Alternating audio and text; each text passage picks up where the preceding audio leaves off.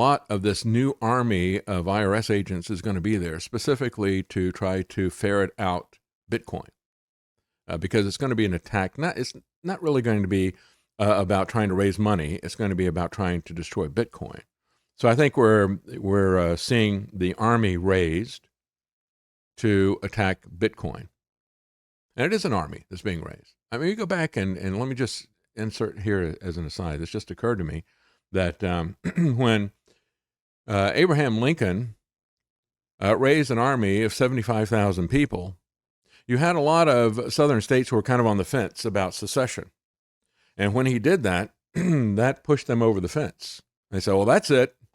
We're done now. If he's going to raise an army to go in and attack people who are exercising their right of self-government, the right that the Declaration of Independence was all about, the right that is represented as that is truly the foundation of this country. If he's going to raise an army, 75,000 people, to go out and attack that, we're out of here. Well, Biden has just put in an army of 70,000 IRS agents. And I think it's to declare war on Bitcoin to do this. But anyway, I got into all that because we'll see what he has to say. Supersizing the IRS in order to increase audits. They're going to spend $124 billion to raise an army of IRS agents to go to economic war with America. Yet another front of the economic war that has been running against us for the last 879 days.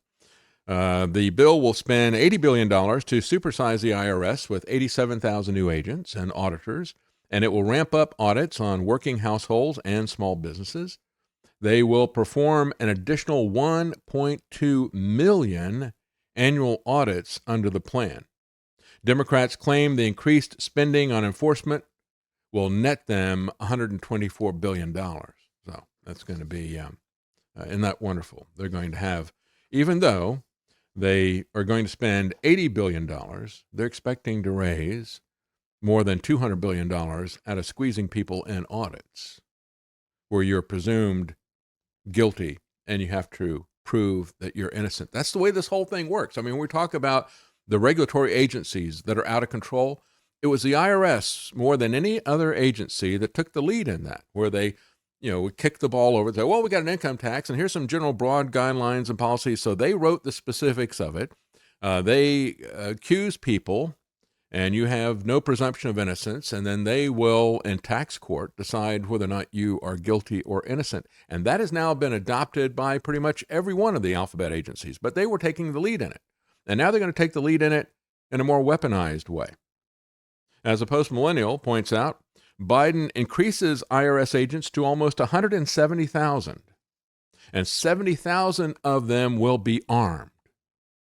And this is all being done to target the middle class. Why? Because that's where the money is, right?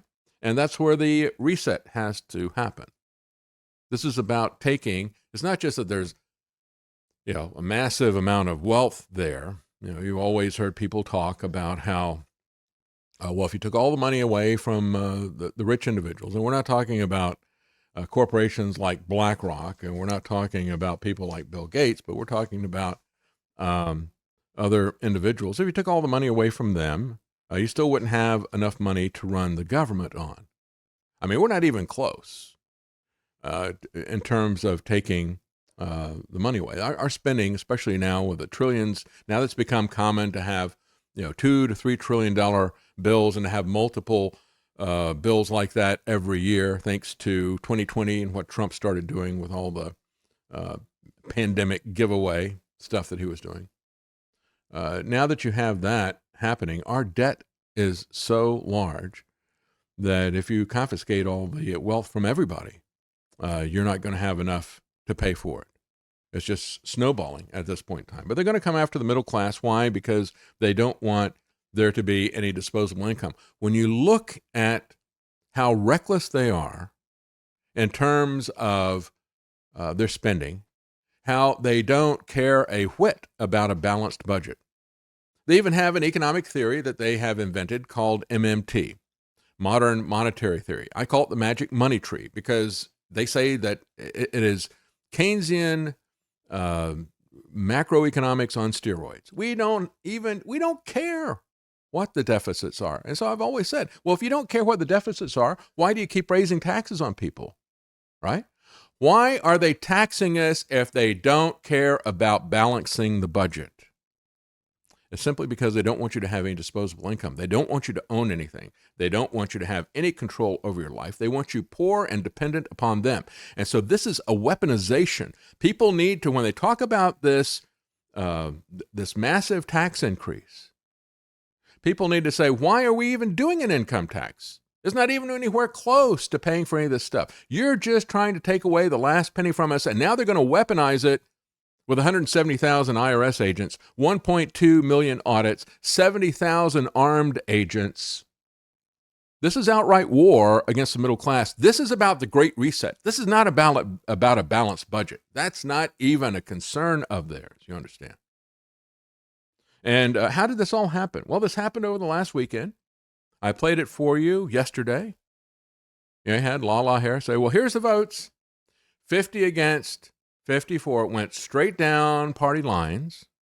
And for what I believe is the first time this has happened, and this is key, you had Harris say, well, as president of the Senate, as vice president, president of the Senate, I vote yay. And so it passes, and they all cheer. How did that happen? Well, it happened because we were so fixated on Trump and his election that we didn't care about the runoff election in Georgia, where both seats went to the Democrats and the control went to the Democrats. And that happened on the January the 5th election. And all the useful idiots showed up in Washington on January the 6th to cheer for this guy. They didn't know or care about what was happening in the Senate. It was just Trump. And they didn't know that that ship had already sailed long, long before that. They were just being grifted for money and set up to be treated as criminals.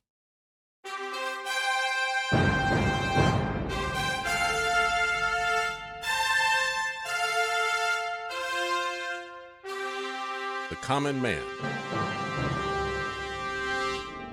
They created Common Core to dumb down our children. They created Common Pass to track and control us. Their Commons Project to make sure the commoners own nothing. And the communist future. They see the common man as simple, unsophisticated, ordinary. But each of us has worth and dignity created in the image of God. That is what we have in common. That is what they want to take away. Their most powerful weapons are isolation, deception, intimidation. They desire to know everything about us while they hide everything from us. It's time to turn that around and expose what they want to hide. Please share the information and links you'll find at thedavidknightshow.com. Thank you for listening. Thank you for sharing.